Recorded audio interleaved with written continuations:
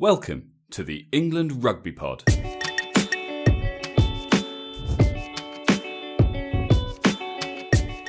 Thanks for downloading episode 4. As England take on Scotland at Murrayfield in the Calcutta Cup, it's war, according to one member of the England squad. And there's a point to prove. You're listening to the England Rugby Pod, the rugby podcast that believes England will win the World Cup in 2023. Hey guys, welcome back. Our Six Nations coverage continues ahead of tomorrow's Calcutta Cup clash. Always an interesting one. And to discuss everything, as always, I'm joined by Dan. Hi, mate. Hello, mate. How are you feeling from the weekend? Yeah, I'm feeling all right.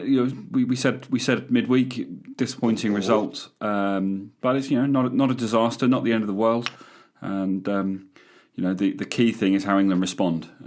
It is. So it's not the end of the world. I agree, but if we lose to Scotland, that's possibly started. That's possibly Armageddon's en route. It's definitely there or thereabouts. Yeah, I mean, it's. I was planning to come to this at the end, but actually, let's just go straight in with it. Historically, history is something that the media loves to throw about, and you can look at this in many different ways. There's a lot of chat about how England have only won 3 of their last 7 trips to Murrayfield. Obviously, when they tell you that, they don't highlight the fact that the last 7 trips to Murrayfield spans 14 years, or the fact that over the last 20 years, they've only lost 4 of their visits to Murrayfield, which incidentally are Scotland's only victories against England in the last 20 years. So there's lots of ways of looking at it. England have won 8 out of their last 10 matches against Scotland. That's slightly more interesting. Yes, but the last 2 Six Nations matches have been a bit of a disaster against Scotland. They have, but Scotland. If we want to look at history and somehow find a way to make it and turn it into a positive, these things come in little groups, and then there tends to be a big kind of red section. So they've had a win, they've had a draw. It's time for some red. It's time for some red flag. Yeah, I think so. I think this this game is huge. This game is huge because especially last year, what happened, what's gone on like last week with France, it feels like now's the right time for us to get back to those winning ways and do what we know we can do. Yeah, I agree. I think that we seem to be getting ourselves into a bit of a habit of making predictions on this particular fixture and it coming back to bite us. But we're talking about a team that lost to Ireland last weekend, and Ireland weren't particularly good last weekend. We're talking about a team who bitched and moaned throughout the World Cup, or towards the end of the World Cup, about how it was so unfair and how they were going to, refuse X, Y, and Z, and then lost to Japan, getting knocked out of the World Cup in the group stages. This is a Scotland team that's, it's building, but it's by no means peaking. And it's against an England side, which, they had a bad performance last weekend, but they had a strong comeback in the second half. You obviously said you weren't massively impressed by the performance in the second half, but nevertheless, they still found something, and sometimes it just takes that little spark to bring a team back to life. This is not a full strength England side. I'm getting my excuses in early.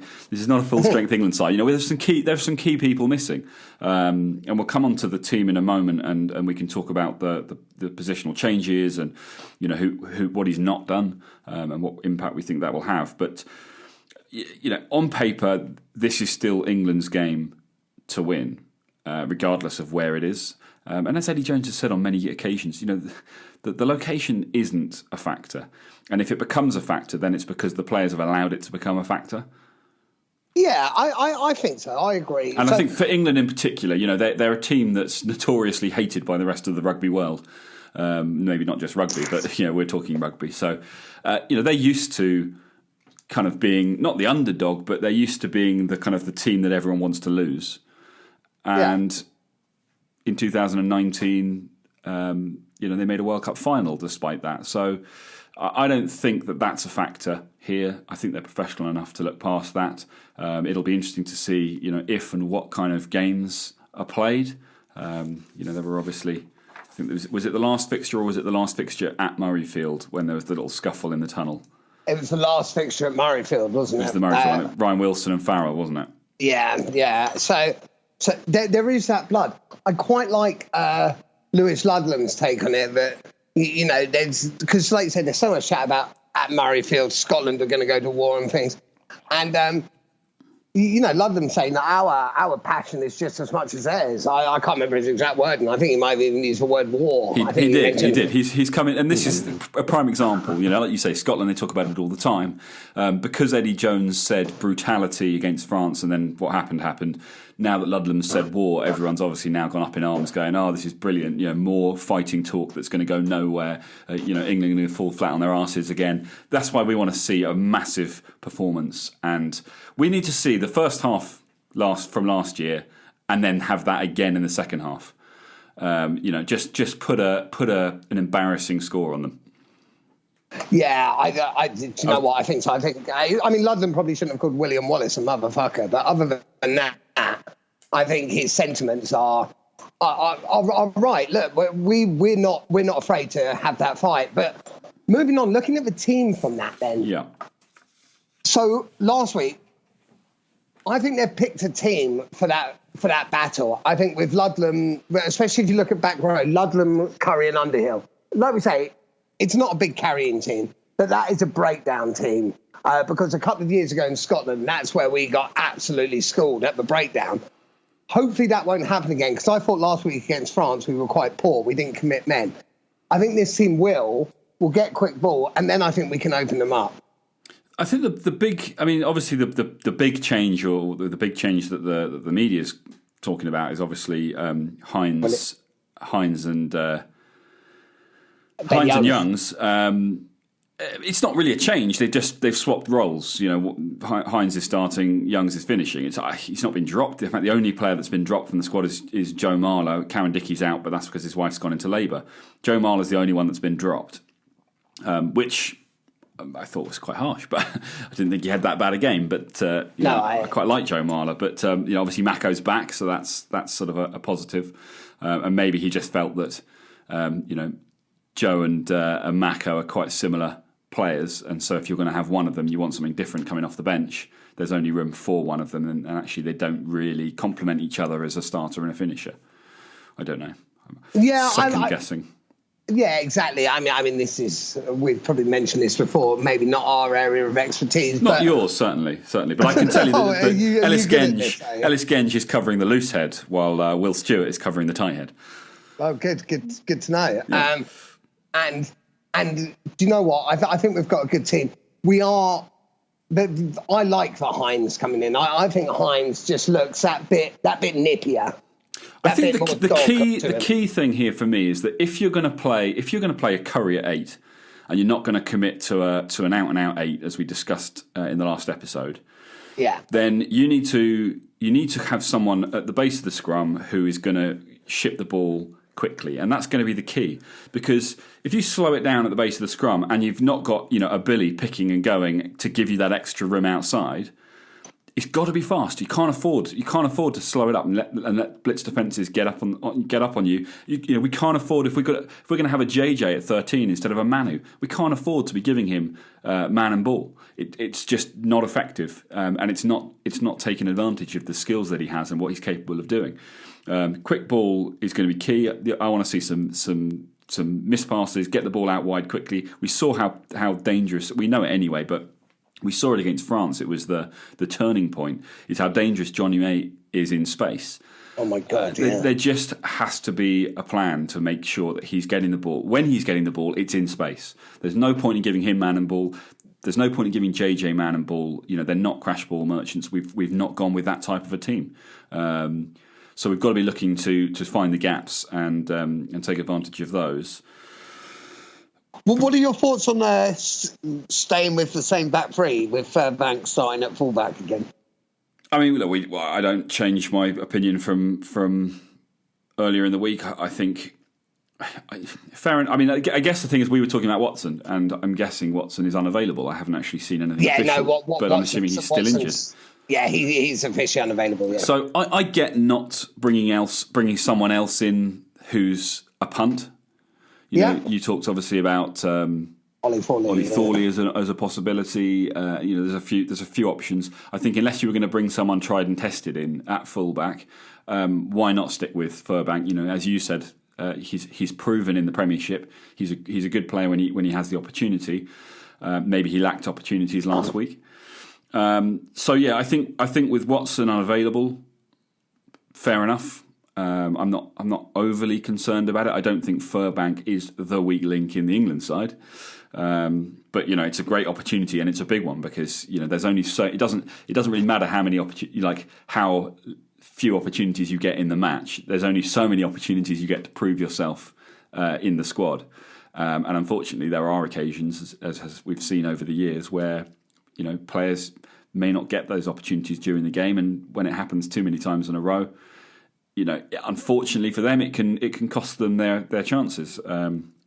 So I hope he gets an opportunity to shine, and we can see what he's capable of. But that obviously remains to be seen. I don't. It is weird when you think about the handful of players not involved, and how good the England's squad looks. You know, when it's fully firing. You know, the World Cup. And then you see this kind of small number of players unavailable and suddenly you're thinking, oh, we seem to be lacking things. That said, the awesome foursome are all involved in this. Yes, yeah. That looks... I'm glad to see two out-and-out rows in Cruz and Itoje starting. I agree. I completely agree with that. Obviously, we're expecting... Because he's gone with a 6-2 on the bench. So obviously Dunn, Genge and Stewart front row replacements. That's pretty straightforward. Obviously Launchpad is going in for, I'd imagine, Cruz. But obviously it depends on how the game pans out. But that does probably mean that Laws is looking at the back row. No, I think that what they... so one of two ways. I think either they move Itoje to the back row and bring Laws and Launchby into row, or like you say, they could bring on Laws in the back row. But it's... And what about Earl? He's back row as well, isn't he? He's a flanker. Well, yeah, he is. He is back row. So actually, that's like one of those. He looks like one of those mutant flankers, though, who could play 8. Yeah, so possibly. Maybe they're looking at him for that. I'm not entirely sure. So that'll be interesting because you've got. So you're bringing Ludlam off, but then you've also got to take off either Curry or Underhill. So possibly they're bringing on. I mean, possibly Launcher and Lords are going to be straight swaps, or maybe in the back row, Eddie is saying to them, "I want you by 60 minutes. I don't want you to be able to play another 20 minutes because I want you absolutely off your feet." And that's why he's gone for those options. But Eddie's clearly thinking with the 6-2. Eddie's clearly looking at a massive forward game. But what is that? I mean, a massive forward game. You're thinking physicality, and as you just pointed out, this team appears to be much more about the sort of the grunt work and the breakdown and which is obviously a physical part of the game as well. But we're still not seeing big ball carriers,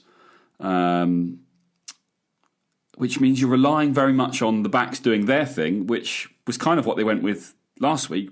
But it didn't work because there wasn't quick enough ball. And well, that's why I think he's gone 6-2 because the reason I think he's gone 6-2 is because when I say a massive forwards game, I think it's going to be a very quick forwards game. Yes, physical, yes, aggressive, but moving the forwards all over the park is what he's going to do. So he knows that these forwards are going to get quite tired and need replacing, which is why I think he's put the 6 in because he's looking for those forwards to be running their engines dry and then bring them on and giving the backs that quick ball, making that bit more space, especially come the second half, which is where you've got the lights. Because our backs are missing to you, but you look at the gas we've got in the backs with the likes of, May, Joseph, Daly.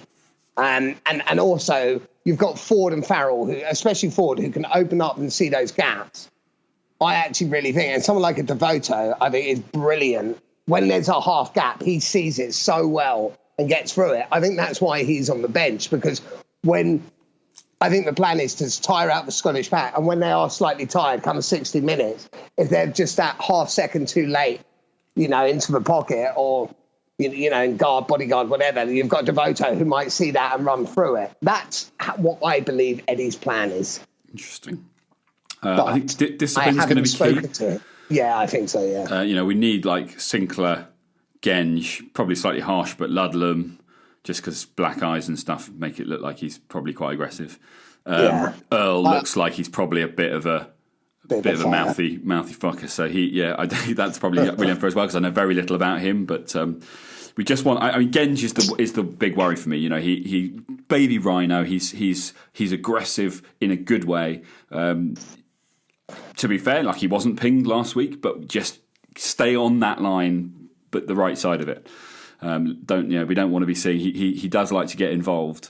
And it's frustrating sometimes, and I know it's pretty common with some of the younger players, but it's frustrating sometimes when you see these guys at this level, be aggressive in all the legal facets of the game, but know when to walk away and take one on the chin, just because that gets under the skin of the opposition far more. They're trying to get a rise out of you. If you give them that, they've won.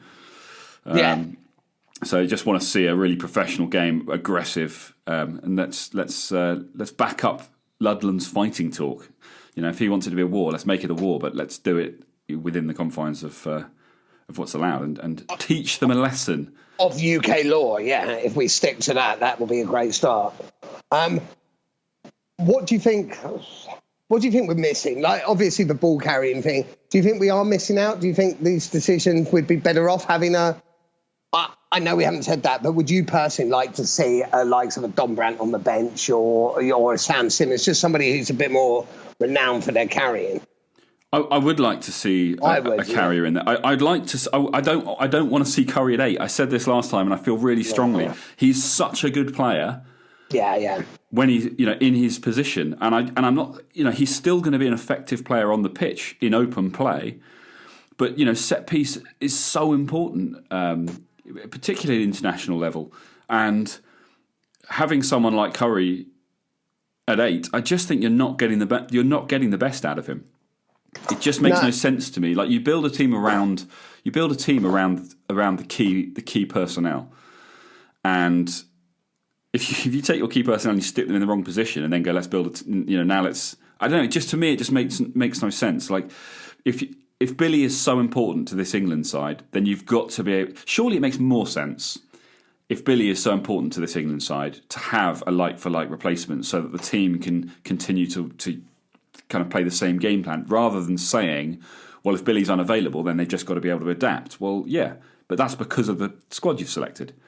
Yeah. If you found someone who could do a similar job to Billy, even if not quite as effectively, then at least the rest of the team can continue to focus on their strengths, and we can build on that. I don't know. That for me is the one area, and Don Brandt. I think it's so well. Yeah, I don't understand why he hasn't been given his shout. I really hope this doesn't turn into a Don Armand situation where we're all scratching our heads and going, why does he never get the call up and we never get to see him? I really hope there's something else, that Eddie's got a plan. Because I think all these guys they need their hard work to be rewarded. Yeah. And maybe that's what it is. Maybe Eddie said no because he wants him to go and sort of show on the pitch for Harlequins how angry he is about not getting selected, and he'll get selected next time. Assuming he's not going to be involved in this Six Nations, I really hope he's involved in the summer tour. I'd be amazed if he's not. I mean, it does worry me because Eddie does have specific players he likes, and the fact he's not in now, bearing in mind how well he's playing, Eddie probably just may well not see that England potential in him, because even sort of moving on from the forwards, but to the backs, because sort of building on what you were saying, almost a like for like, with Manu out, your big ball carrier, there's part of me thinks it'd be great to see another big ball carrier, and I guess the obvious person would have been a Ben Teo. I don't think he can be selected. I was going to say he probably would have been involved if he hadn't thrown the toys out the pram when he wasn't taken to the World Cup. Well, didn't he beat up Mike Brown, or not necessarily beat up? Didn't they have a scuffle or something? And that's why they were both removed. Well, yeah, and then he just threw toys out the pram and left England. Yeah, exactly. So yeah, I mean, he's not possible. But then, in fairness to Eddie, I'm trying to think. Maybe someone like Hill. Is it Sam Hill? Or Brad Barrett. Barrett might be, yeah, but he's about 300 years old. He's probably Barrett could still do a job. I'm convinced of it. Yeah, but no, I agree with you. I think yeah, it's another example. You know, you've got big Billy at the back, and if he's not available, change the game plan, put someone else in there who plays a completely different rugby. You've got Manu. If he gets injured, he's not available. Put someone else in who plays a completely different game plan, and you're just making life more difficult for the rest of the team. I'm not saying there shouldn't be a plan B. Of course there should be. But the plan B should be something that you execute to change a game. It shouldn't be something that you have to execute because someone gets injured. Yeah. In my opinion. I really hope that I'm proven wrong and that these guys just, everything clicks. We know that this is a team capable of doing things, with this type of a lineup. We've seen it before. But yeah, I would like to see at least one ball carrier, like proper ball carrier, someone who's gonna sort of break lines and cause problems for the opposition. Obviously you've got the likes of Laws, who we know will happily carry the ball into contact and cause an issue, but his real strength is his defensive aggression. Genge obviously is there. He's the sort of guy that's going to take the ball into contact and cause problems, and that's great. But we're only giving him 20 minutes. I think we need to see more from the likes of Kyle Sinclair. Mako's going to be key.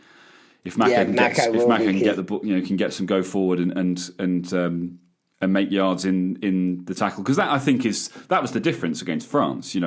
They were hitting us back in the tackle, as we have often seen England do to oppositions, and we were just stopping them on the gain line, or even. Sorry, they were knocking us back when we were tackling them, but when they were tackling us, they were still knocking us back. So we were just losing ground to them. And the key for quick ball for everything is you've got to be those just a couple of yards. It's all it needs. It doesn't need to be meters. Just get that go forward. So hopefully Mako comes in and just offers something a little bit more on those lines. We know he's got some pretty silky hands. Carl Sinclair, we know he's got some silky hands. But I also don't want to see the pack, if they are going to keep the ball wrapped up for a lot of this game. I don't want to see the pack throwing loose passes. There were a couple last week even that just you thought, oh no, that's an interception, and it wasn't. Fair play, but God, it was close. So I just need to see calm, collected, smart rugby. A bit of old school forwards back to the grunt work. Although I'm happy. Don't get me wrong. I want to see the flair, to a degree, and these guys they practice it. They're good at it. So that to a degree, let's do it. But let's just keep it sensible. Let's not throw wild passes. Let's not throw the ball away just for the sake of hoping that someone picks it up and it's in an offload. If you know someone's there, great, offload it. Let's keep going. But I don't know, and I think as well the support lines. I was looking at the highlights of the last game, the first half. I turned it off after half time, and there were two men in support every time. So the game was fast paced, but also the support was there. So the offloads worked. Whereas I felt against France, there was a lot of times when the ball would, when someone did decide to pick and go, they'd carry through a tackle or two, make some yards, and then they were isolated. And if you manage to recycle the ball, great. But you've slowed it; it's all been slowed down. But also, you're just making it easier for the opposition to poach it. Yeah, I was surprised by that fact, because I think England are so good when they're not like that. So I was quite surprised that happened. But it did. Never mind. It's gonna change this weekend. I think it's gonna be a cracking weekend of rugby, isn't it? Because you've got Ireland Wales or Wales Ireland, whichever way around it is first, which is going to be. God, I'm looking forward to watching rugby tomorrow. That's going to be a good game in itself. And then you've obviously got Scotland England. I think France Italy is on Sunday. France Italy Sunday, yes, and that's less of a. I'll watch it, but I'm not that bothered. But the two on Saturday are absolute. Yeah, massive. I mean, depending on what happens in the Scotland-England game, the Wales-Ireland game kind of defines who the challenges are for this Six Nations. Well, yeah, I mean, France will win, so France will be 2 from 2. Yeah, but obviously they beat us. Fair play. Yeah. But Italy kind of becomes, I think, unfortunately, the way Italy are at the moment, and I hope I don't rue saying it, but they are the whipping boys again, and they're a bonus point win for everyone in theory. Yeah. So I think you kind of, it's going to look good on the table, but in terms of the effect that Italy has on the Six Nations right now, I don't think it really matters, because I think everyone's going to get a bonus point win against them.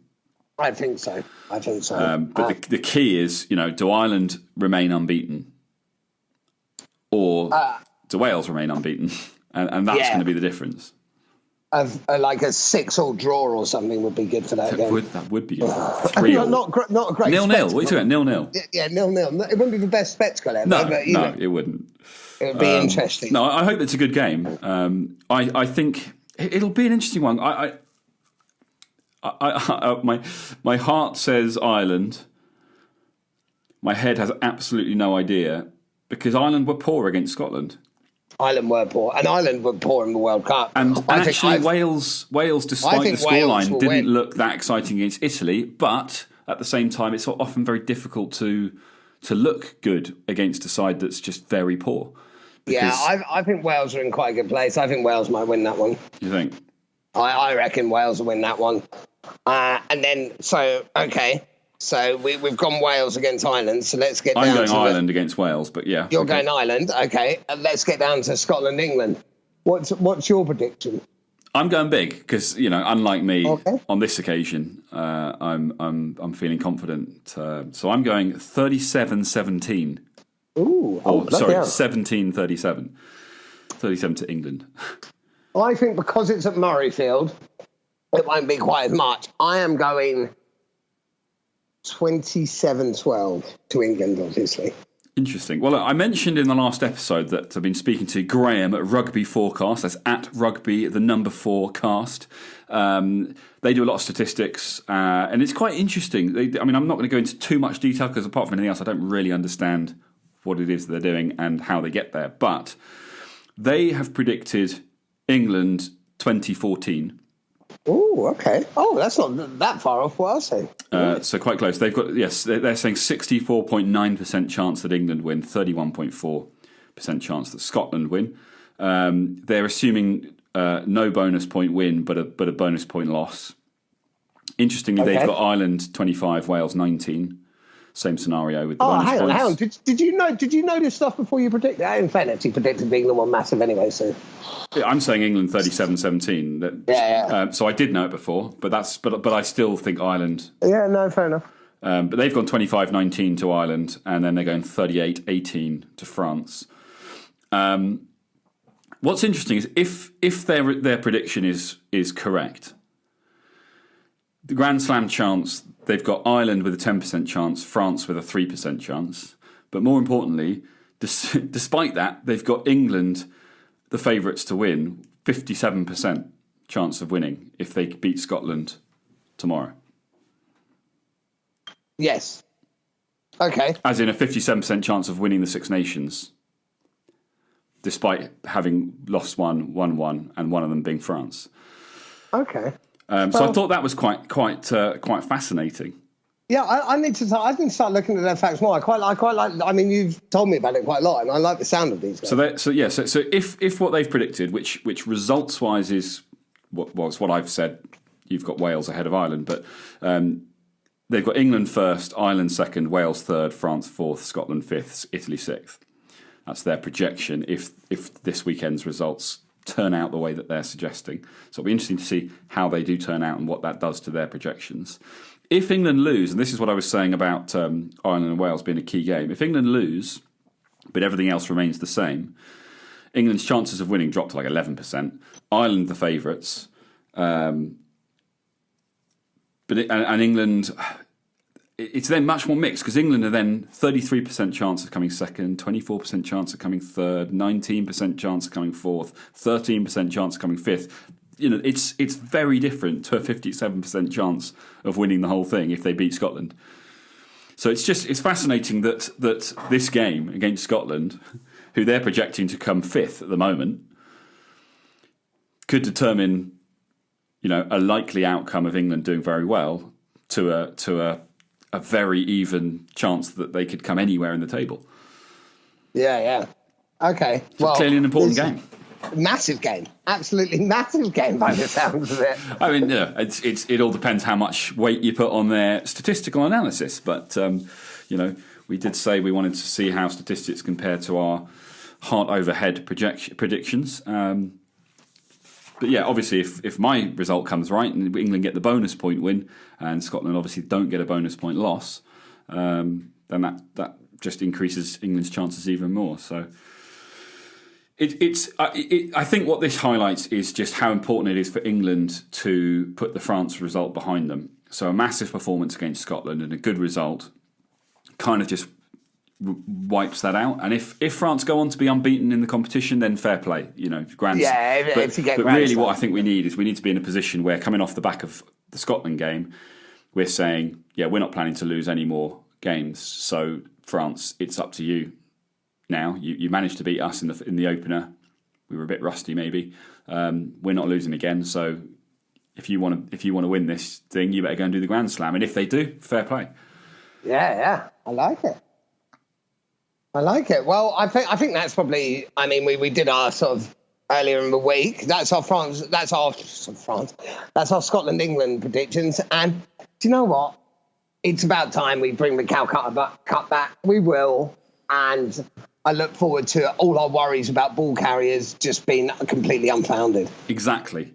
So for I think BBC at 4 p.m. tomorrow programme starts. 4:45 kickoff. It's obviously the late game. But yeah, I'm guessing about 2ish for the Ireland-Wales game. It's going to be another cracking day of rugby. It is. And then Sunday you can kind of take it easy and just maybe watch the highlights. Yeah, exactly. Awesome, guys. Appreciate you tuning in again. Sorry it's come a little bit late, but obviously now that the post-match episodes are coming that little bit later as well, it spreads it out a little better, and hopefully this just gets you fired up for the big game tomorrow. And we will be back Monday or Tuesday to discuss how it all went, and we will catch you then.